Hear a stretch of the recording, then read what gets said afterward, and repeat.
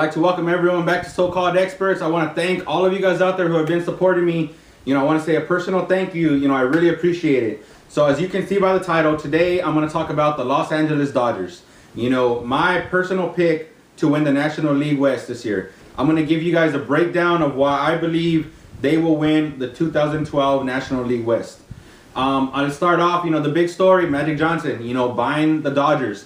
$2 billion though, that's a little pricey. Last year there were rumors that they were worth, $1.2, $1.5 billion. And now to go for $2 billion, some people are saying they overpaid. And for all of you out there who know a little bit of finance, what happens when you overpay? You have to overcompensate for that somewhere else. So where's that going to come from? Unfortunately, Dodger fans, that's probably going to come. Ticket prices are going to go up. Dodger dog prices are going to go up. Beer prices are going to go up. Even parking is probably going to go up. Now, as someone who goes to Dodger games every year, I take my pops out there.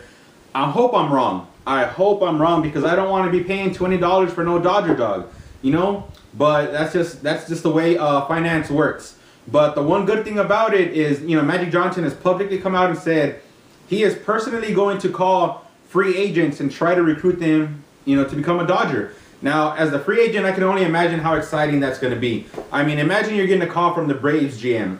I have no idea, John Doe. And then, the Padres GM, John Smith calls you. And then you look on your caller ID and you see Magic Irvin Johnson.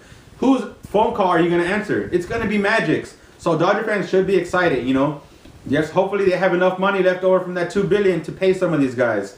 But now going into the baseball part of it, last year the Dodgers finished in third. I'm not really going to touch on the Padres because they're, they have the lowest payroll in all of baseball. Other than they got a nice ballpark, not much to say about them. The Rockies got some nice players. Carlos Gonzalez out on left. They still got Todd Helton at first. Tulowitzki's, possible one of the best shortstops in all of baseball. Don't got enough pitching. I think they'll finish second to last behind the Padres in that division. Let's talk about the Giants. They finished in second in your division last year. They got some great pitching. We know about the freak, Tim Lincecum. We know about Matt Cain. We know about Zito. We know about the Beard, the closer out there. But who's going to hit for them? Do they really expect, the Panda to carry them? I mean, the biggest question for them is, can Buster Posey be the player he was before he got injured, when he was on his way to becoming a superstar? Because he's going to be the player, their X factor. If Buster Posey can come back from his injury and play well, then they have a chance because they have enough pitching to do it. Let's say the Diamondbacks. The Diamondbacks won your division last year. They have some good pitching. They just got Cahill. They got some superstars in Chris Young. They got Upton out there. They got a couple of guys there, but I don't see enough firepower. I was looking at their lineup earlier, and like I said, they got some nice superstars, one or two, here and there, but not enough of a team, I think, to compete. So let's go into the Dodgers, who finished third last year, but who I predict can win it all this year. You guys finished with the Cy Young Award winner in Clayton Kershaw last year, and he did it pretty much as a one-man wrecking crew. Chad Billingsley, who by all accounts is very talented, has some nasty pitches, had a down year. So if he can come back and be that backup to Kershaw, when Kershaw goes out there and starts a one-game winning streak for you guys, pitches lights out, and then Billingsley comes in the next day and pitches off, and you guys go back onto a one-game losing streak, that's not what you guys need.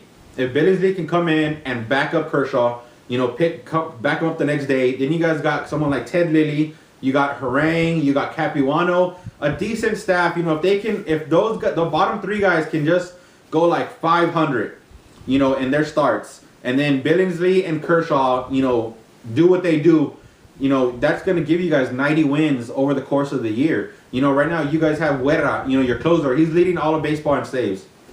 So obviously you guys are getting him the ball. You guys starting off 9-1. Best record in baseball, obviously inspired by, getting rid of McCourt. They got Magic. I don't know what Magic's doing, spreading some magic. So, I mean, then you guys got who I believe was the MVP of the National League last year, Matt Kemp. I mean, it's been, 40 years since the last time someone hit for the Triple Crown. Crowder Yastrzemski was the last one to do it. So the fact that Matt Kemp was competing in all three categories for a Triple Crown last year says how great of a season he had. That doesn't happen very often, He only missed it by a couple of batting average points. I think maybe a couple RBIs. And then what happens? Ryan Braun wins MVP, and we find out later he's he's on steroids, you know. So as of right now, Matt Kemp's the MVP. You know, he's won the first 2 weeks. He's won the MVP of the Week award. And going back to last year, he won the last week of the season MVP award. Only player ever to win 3 consecutive MVP for the week.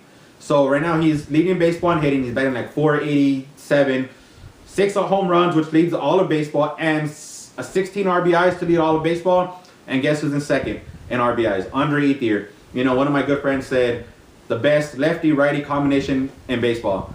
I told him slow his roll a little bit, slow his roll a little bit. You know, you still got Prince Fielder Cabrera out there, Josh Hamilton, you know, Nelson Cruz out there in the Rangers. But I can say they're up there, and as far as the youth goes, they're one of the best young righty-lefty combinations in baseball. You know, a very nice outfield. Matt Kemp covering center, Ethier in right. I think you guys got Juan Rivera out in left. You know, a veteran. You know, a decent player. You know, and then in the infield, you know, if James Loney and Ethier are your 2 guys, because Kemp's on fire. He's legit. But Ethier and Loney had down years last year. And, you know, they left Kemp out there on an island. You know, pitchers were able to pitch around him because no one else was doing damage. So if those guys can come back and have the year they had 2 years ago and support Kemp, you guys are going to have a very nasty middle of the lineup. You know, and then you guys got D. Gordon, your young shortstop at leading off, you know, first hitter. You know, to me, he looks kind of like a mix between Rafael Furcal, who you guys are familiar with, and like a Jose Reyes. You know, lots of range, very fast, very young.